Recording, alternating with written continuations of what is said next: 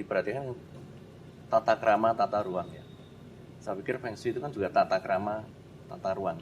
Oke. Nah, ini yang belum. Nanti saya akan bertanya lebih jauh dengan Mas Toto.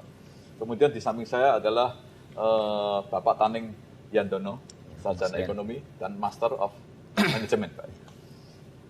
Pak Taning adalah praktisi Feng Shui, juga pendiri sekolah Feng Shui, sangat ahli di bidang Pak Zhe, ya, dan penulis buku yang sangat aktif. Saya mengenal karya-karya beliau, tiap tahun tampil sebagai untuk Dongsu, Pak ya.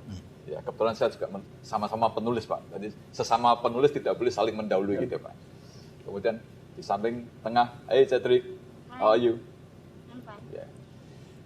Kemudian di sampingnya lagi beliau adalah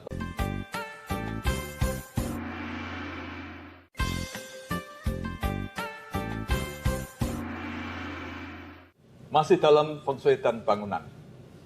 Dalam tema baik buruknya letak toilet menurut Feng Shui. Kepada Pak Taning sebagai ahli Feng Shui, saya mau tanya, menurut Anda gambaran apa yang perlu kita sampaikan kepada masyarakat bahwa letak toilet yang baik maupun yang buruk itu seperti apa? Kita bicara yang buruk dulu, yang buruk dulu, Pak. Yang ya, pantang kita dalam Feng Shui. Masuk ke sedikit teori ya, filosofi. Jadi kita tahu bahwa toilet adalah bagian yang kotor. Jadi itu menjadi suatu hal yang sangat memusingkan ahli Feng Shui dalam mengatur tata letak toilet. Alasannya kenapa? Ya, kita anggap rumah ini seperti manusia. Punya 7 lubang pembuangan. Jadi hanya boleh ada 2 lubang pembuangan yang boleh keluar. Yaitu lubang untuk saluran buang air kecil dan lubang untuk buang air besar. Jadi umumnya orang lebih suka taruh toilet adalah di posisi ya belakang rumah. Dan kemudian kita tahu karena toilet adalah sesuatu yang buruk, jangan berhadapan dengan sesuatu yang baik. Misalnya, contohnya misalnya ya, kalau pintu toilet jangan berhadapan dengan pintu kamar tidur. Jangan berhadapan dengan ranjang. Karena kalau berhadapan dengan ranjang, meskipun sudah ada pintu, dengan sanitasi modern ini tetap ada C-nya. karena pintu itu selalu ada lubang, Pak ya. Betul. Walaupun ditutup, bawah tetap masih ada lubang. Iya, benar. Juga begitu kita buka kan tetap ada udara yang keluarnya. Jadi terdorong dia keluar harus masuk. diretur ke tempat lain, jangan langsung berhadapan dengan pintu kamar, jangan dengan ranjang gitu. Selain itu, Pak, Nah, kedua lagi, kadang orang punya banyak 2 lantai, jadi toiletnya jangan taruh di depan pintu. Kadang ada yang suka di depan pintu utama. saya pernah menemukan beberapa Ya, rumah seperti seperti itu. Memang kita mungkin Pak Mas, tapi kita kembali lagi ke Feng Shui, Pak ya, ke Pak Taning. Ya.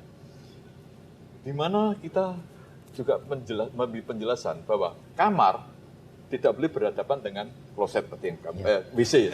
Iya. Kemudian kamar juga tidak boleh atas dan di bawah WC. Iya. Ya. Tadi Mas Toto juga sudah mengatakan bagaimana WC tidak boleh di atas dapur. Ya. WC jangan kelihatan di ruang tamu ya. Selalu- Karena sesuatu yang buruk itu jangan dilihat orang duluan. Tapi ada loh, Pak. Ya, jadi itu Ada juga beberapa real estate justru membuat WC atau namun sebelumnya kita akan melihat pesan-pesan yang akan lewat ini. Masih dalam Feng Shui dan bangunan.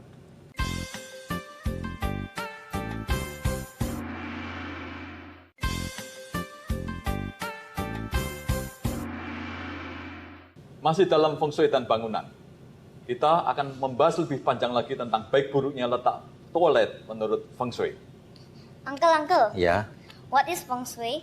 Nah, Feng Shui kalau secara definisi Feng adalah angin, Shui adalah air. Jadi 2 aspek yang mempengaruhi hidup manusia. Nah, kalau kita bicara tentang Feng Shui, jadi sebagai awam kita mengatakan manusia ini tinggal di bumi. Manusia harus punya rumah untuk perlindungan. Nah, rumah yang perlindungan untuk orang tinggal ini, manusia mempelajari dari berbagai aspek, apakah itu yin dan yang, 5 elemen, supaya orang bisa menata rumahnya dengan baik. Nah, kalau orang bisa menata dengan rumahnya dengan baik, orang itu akan aman tinggal di rumah itu. Ini kira-kira secara bahasa awam ya, gampangnya. Okay, Uncle, is that true with Feng Shui? People can be rich? Jadi kalau orang tanya dengan Feng Shui orang bisa kaya, itu jawabannya relatif. Tergantung usaha keras orang itu. Jadi Itu pertama. tidak bisa hanya menggantung Dengan Feng Shui belum jamin jadi orang tidak bisa. sukses. Sukses ada di tangan kita. Iya. Harus berjuang. Jadi kita melalui harus skill. kita harus pinter, kita harus rajin bekerja, kita harus juga berkarakter baik. Oke. Tapi dengan Feng Shui, jadi Feng Shui itu membuat kita ini tidurnya tenang, hidupnya tenang. Jadi kalau kita tidur tenang, hidup tenang, perasaan kita tidak gelisah. Jadi kalau perasaan kita gelisah, konsentrasi kita tajam. Kita koneksi dengan orang lancar dan lain sebagainya. Selain itu di rumah tadi seperti yang tentang toilet tadi, adalah satu bagian dari ilmu Feng Shui yang menekan pengeluaran. Kita pandai cari uang, tapi uang keluar terus. Uang tidak bisa ngumpul, kita tak bisa kaya.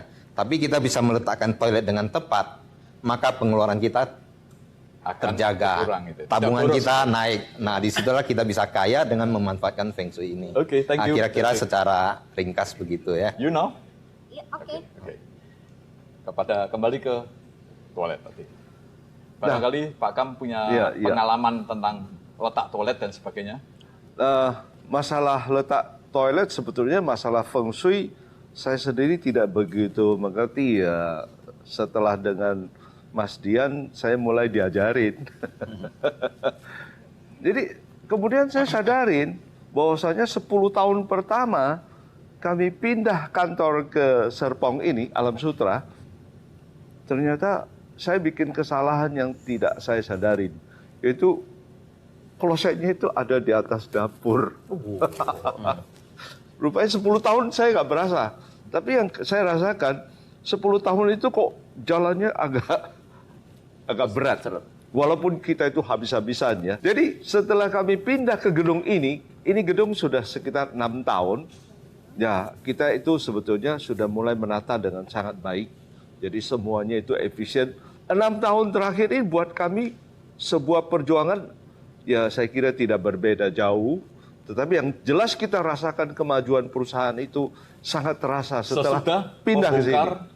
toilet tadi Pak ya? Ya, itu mungkin masalah toilet Oke, itu ya. mengganjal Pak Toto, ya. itu Pak Toto. Ya, saya kira mungkin itu salah